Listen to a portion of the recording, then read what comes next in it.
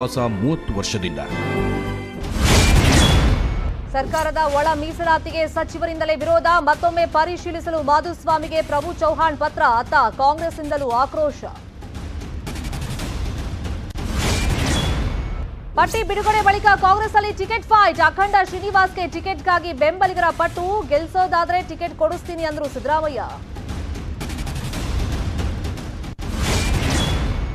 ಬಿಜೆಪಿಯಲ್ಲೂ ಜೋರಾಯ್ತು fight ಕುಮಟಳ್ಳಿಗೆ ಬೇಕಂತೆ Athani ticket CM ಬಳಿ ಆಪ್ತನ ಪರ ರಮೇಶ್ ಜಾರಕಿಹೊಳಿ ಬ್ಯಾಟಿಂಗ್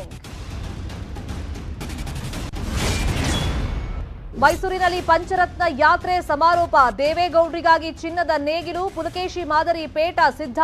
ಬೃಹತ್ ಕಾರ್ಯಕ್ರಮಕ್ಕೆ ಸಕಲ ತಯಾರಿ